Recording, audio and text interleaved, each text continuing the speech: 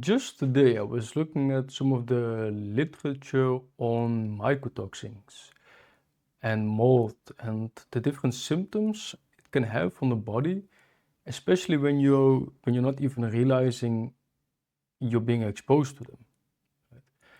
And this ties back to what I've personally noticed in my life after. So I'm actually Dutch and I live in Switzerland nowadays. So I moved there for my job. I got to this new job, and here in Switzerland, it is often the case that the buildings are energy efficient. So they've got this HVAC system that takes air from the outside, takes it in, filters it, and then takes the stale air that's in the building out so the CO2 doesn't rise too much. Well, after the first week of working at my new job, I was noticing some very weird symptoms, like just I was very wired for some reason, extremely stressed, having brain fog. And after about a month, I didn't even recognize myself anymore. Just things started changing in my life for some reason. And this went on for about a year before I finally saw a video on this exact topic. Now, I am not sure if it was actually mycotoxins in this HVAC system that was causing my problems, because this is hard to test. I found it's relatively hard to test. You would need a professional to take the sample, or you take the sample and then you send it, and it costs a lot of money.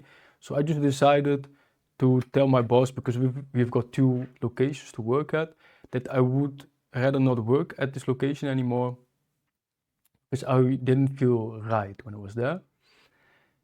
And after about, I would say it usually takes about 2 weeks for me to feel a lot better. And then after, I would say a month, I'm 2 months away from there now, and I feel like myself again, which is honestly beautiful. I didn't expect the difference to be so massive.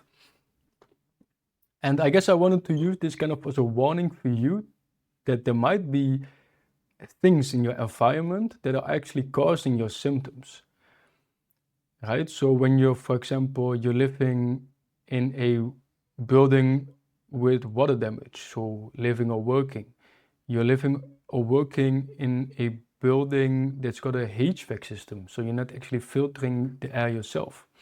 Because what's often the case with the HVAC systems is when it's maintained properly, which costs a lot of money, when the filters are switched out regularly, which also costs a lot of money, this could be very good for just overall filtration of the air. But when this does not happen, it could be a massive negative. This is just a recent example for me. But back in 2022, I got a vaccine. You probably know which vaccine.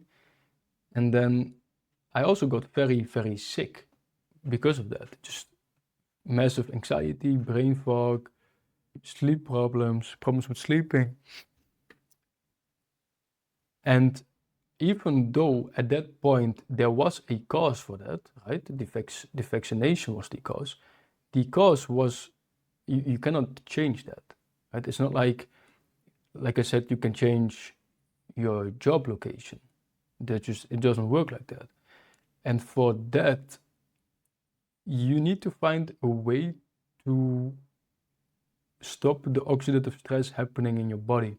And interwoven in this, you would need to, I'm not saying you, but one would need to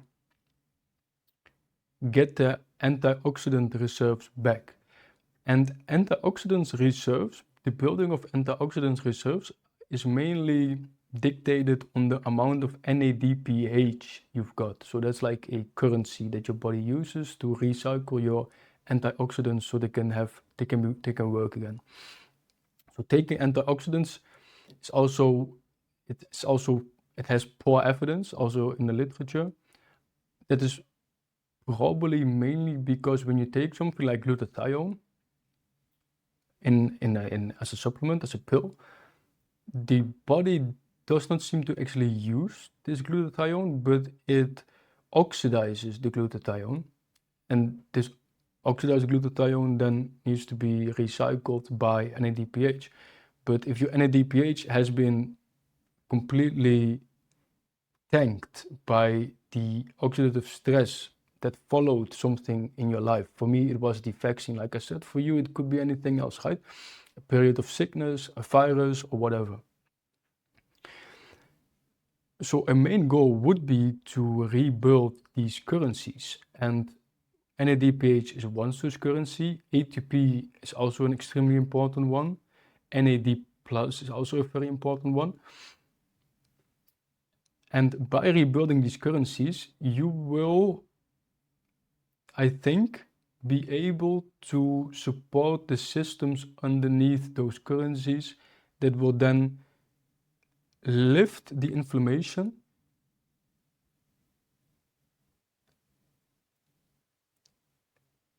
and thereby, when this happens long enough, also reduce the mast cell activation threshold. Because you will find that after a long-term oxidative stress period, you seem to be reacting to everything. You seem to be reacting to everything. Like, I remember I couldn't even, you know, that when you go to the toilet and there's like something there for the scent, like these little sticks that give off a scent. And I couldn't even really be in the same place with these sticks. I would just need to get out of there, just do my thing and then get out. And this reactivity ties back to the mast cell activation threshold that has been lowered by the oxidative stress. So it's an extremely complex thing, and I'm still on the road of, well, I've come relatively far. I feel day to day I feel very normal, completely normal, like myself. But there is always this thing that when I go to a restaurant or when I'm at someone's home and they offer me something, it could be something to eat, it could be something to drink, that I think to myself, I probably shouldn't take it just because there's a very big chance that it will activate my system, causing me anxiety and brain fog, which would then kind of mean it would ruin the interaction. And this ruining of the interaction, I think it does happen. It might partly be a mental thing. You know, I've considered it being a mental thing, right? Because maybe it's not as bad as I think it is. But honestly, I think it does really happen. I think this anxiety does really creep up and this brain fog does happen, and that it does severely limit who you are in that moment. And it locks your real self from coming out and interacting with the world. Right? Which for me is the main negative of it all. Feeling like you are locked in your body and you're kind of looking out, you know, you're in there, you're looking out at the world, you're looking out at how you're acting and interacting with the world, and you know it's not really you doing that. You know it's not really you, you know you're in there, and you're just kind of playing like a show, like a character. To me, it's one of the, because I've had that for a very long time. And I used to, when you are younger, you might think like, well, it could be whatever. Maybe I'm just young, maybe I'm just shy.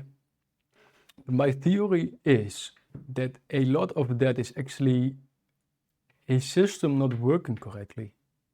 A physical system, your body not working correctly, that's leaving you stuck. And I hope that's something we can figure out together.